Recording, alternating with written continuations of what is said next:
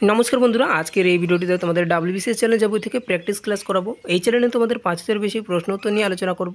এই প্রশ্ন উত্তরগুলি তোমাদের যে কোনো চাকরির প্রস্তুতির জন্য টার্গেট রাখতে পারবে 100%। ডাব্লিউবিসিএস চ্যানেল যাবতীয় থেকে তোমাদের এমসিকিউ টাইপ প্রশ্ন উত্তরগুলো করাবো। এখান থেকে তোমরা জিকে, জিআই, জিএস এই প্রশ্ন উত্তরগুলো পেয়ে যাবে। অর্থাৎ তোমরা জিকে জেনারেল নলেজটা পেয়ে যাবে, জিআই জেনারেল ইন্টেলিজেন্স পেয়ে যাবে এবং জিএস জেনারেল অ্যাওয়ারনেস পেয়ে যাবে। এবং প্রতিদিন তোমাদের ক্লাস করাবো সকাল 8:30টার দিকে।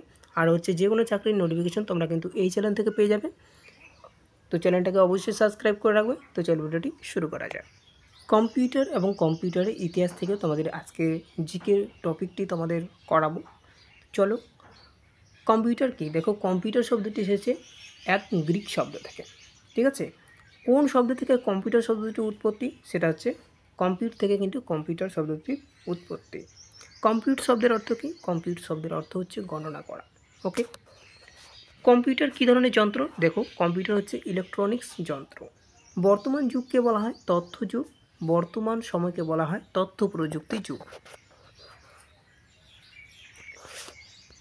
কম্পিউটার এর কাজ করার বৈশিষ্ট্য, কম্পিউটারে কাজ করার গতি হিসাব করা হয় 1 ন্যানোসেকেন্ড, মানে ন্যানোসেকেন্ডে। 1 ন্যানোসেকেন্ড 1 সেকেন্ডের কত ভাগের সমান? সেটা হচ্ছে 10 লক্ষ ভাগের সমান। 1 মিলিসেকেন্ড 1 সেকেন্ডের ভাগের 1 ভাগ সময়, সেটা হচ্ছে 1000। 1 মিলিসেকেন্ড কত? দেখো, 1 মিলিসেকেন্ড কত? 1 সেকেন্ডে 1000 ভাগের 1 ভাগ, 1 সেকেন্ডে 1000 ভাগের 1 ভাগ। 1 সেকেন্ডে 100 কোটি ভাগের 1 ভাগ সময়, সেটা হচ্ছে 1 ন্যানোসেকেন্ড। 1 ন্যানোসেকেন্ড 1 ন্যানোসেকেন্ড ইকুয়াল কত সেকেন্ড? সেটা হচ্ছে 1/100 কোটি সেকেন্ড। 1/100 কোটি সেকেন্ড।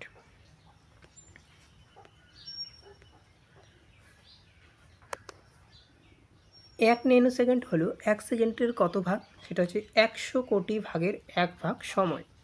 কম্পিউটার কয়টি প্রধান বৈশিষ্ট্য রয়েছে? দেখো, এখানে তোমাদের 3টি প্রধান বৈশিষ্ট্য রয়েছে। 1 সেকেন্ডে 1 লক্ষ কোটি ভাগের 1 ভাগ সময়কে বলে 1 পিকোসেকেন্ড।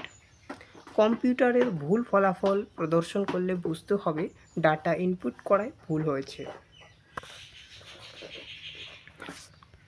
কম্পিউটারের সঙ্গে অন্যান্য ইলেকট্রনিক্স যন্ত্রের পার্থক্য এবং ক্যালকুলেটরের সাহায্যে করা হয়, সেটা হচ্ছে সাধারণ গণনা। কম্পিউটারের সাথে অন্য সকল ইলেকট্রনিক্স যন্ত্রের সবচেয়ে বড় পার্থক্য কোনটি? সেটা হচ্ছে প্রোগ্রামিং যন্ত্র। ক্যালকুলেটরের স্মৃতিশক্তি অস্থায়ী। কম্পিউটার ও মোবাইল ফোনের মধ্যে পার্থক্য। হাতের তালুতে রেখে ব্যবহারযোগ্য কম্পিউটার কোনটি? সেটা হচ্ছে মাপটপ।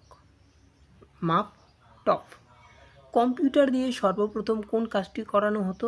গণনার কাজ করানো হতো। মোবাইল ফোনের সাহায্যে কী করা সম্ভব? কথা বলা, গান শোনা, হিসাব করা। কম্পিউটারের কাজ করার পদ্ধতি কোনটি সঠিক ক্রম? সেটা হচ্ছে ইনপুট, তারপর সিপিইউ, আউটপুট। যে সকল যন্ত্রের মাধ্যমে তথ্য দেওয়া হয় তাকে কি বলে? ইনপুট ডিভাইস বলে। কম্পিউটারে প্রক্রিয়াকরণের পর প্রাপ্ত ফলাফলকে বলা হয় আউটপুট। সিপিইউ এর সম্পূর্ণ রূপ হচ্ছে সেন্ট্রাল প্রসেসিং ইউনিট। কম্পিউটারের প্রকারভেদ ও তার বৈশিষ্ট্য, কাজের প্রক্রিয়া, পদ্ধতি অনুসারে কম্পিউটারকে মূলত কয় ভাগে ভাগ করা যায়? 3 ভাগে ভাগ করা যায়। কোন কম্পিউটার পরিমাপন পদ্ধতিতে কাজ করে? কোন কম্পিউটার পরিমাপন পদ্ধতিতে কাজ করে? সেটা হচ্ছে অ্যানালগ কম্পিউটার। অ্যানালগ কম্পিউটারের মূল কয়টি বৈশিষ্ট্য, মানে মূল বৈশিষ্ট্য কী? সেটা হচ্ছে পর্যায়ক্রমিকভাবে ওঠানামা করা। ডিজিটাল কম্পিউটারের কাজের ধরন কীরূপ? সেটা হচ্ছে অগ্রসরমান এবং পর্যায়ক্রমিক। ডিজিটাল কম্পিউটার কত প্রকার? 4 প্রকার। নিচে কোন ক্ষেত্রে হাইব্রিড কম্পিউটারে ব্যবহৃত? সেটা হচ্ছে ক্ষেপণাস্ত্র নিক্ষেপের কাজ। কম্পিউটারের শ্রেণীবিভাগ। আকার ও আকৃতি অনুসারে কম্পিউটার কত প্রকার? 4 প্রকার। সবচেয়ে শক্তিশালী কম্পিউটার হলো সুপার কম্পিউটার। বাংলাদেশে পর্যাপ্ত সুপার কম্পিউটার স্থাপিত হয়েছে কত কোটি? তো কোনোটিও না।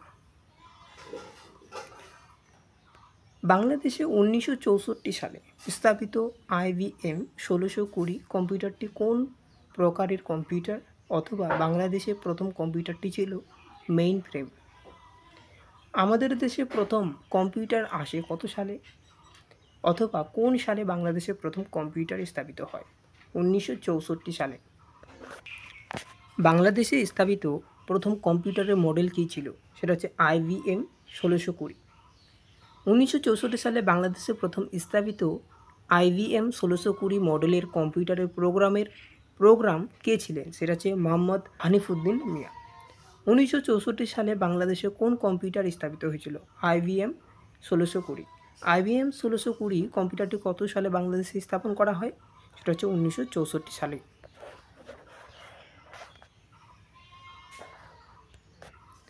IBM 1620 কম্পিউটারটি mainframe computer. Mainframe থেকে আকারে ছোট কিন্তু পার্সোনাল কম্পিউটার থেকে আকারে বড় কম্পিউটারটিকে বলা হয় mini frame computer. IBM S34, S36 ইত্যাদি হচ্ছে এগুলো মিনি ফ্রেম কম্পিউটার। কোনটিকে মিড রেঞ্জ কম্পিউটার বলা হয়?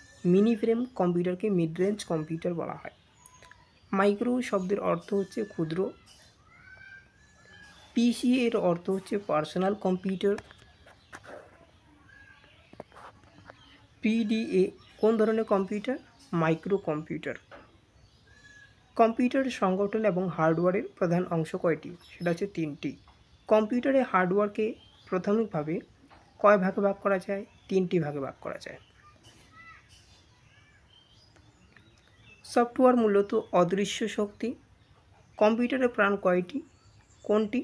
সেটা হচ্ছে সফটওয়্যার। কম্পিউটারের প্রাণ কোনটি? সফটওয়্যার। সফটওয়্যার কত প্রকার? 2 প্রকার। কোনটি কম্পিউটারের সবচেয়ে গুরুত্বপূর্ণ অংশ? সফটওয়্যার। কম্পিউটারের অতি সংক্ষিপ্ত ইতিহাস সেটা হচ্ছে রোমান ভাষায় ক্যালকুলি, এর বাংলা অর্থ নুড়ি। ইনকা মানবগোষ্ঠী তথ্য বিনিময়ের জন্য কি ব্যবহার করা হতো? সেটা হচ্ছে গিট দেওয়া দড়ি ব্যবহার করা হতো। তো আজকে এই পর্যন্ত ভিডিওটা ভালো লেগে থাকলে ভিডিওটাকে অবশ্যই লাইক করে দেবে। চ্যানেলে নতুন থাকলে চ্যানেলটিকে অবশ্যই সাবস্ক্রাইব করে রাখবে। Thank you.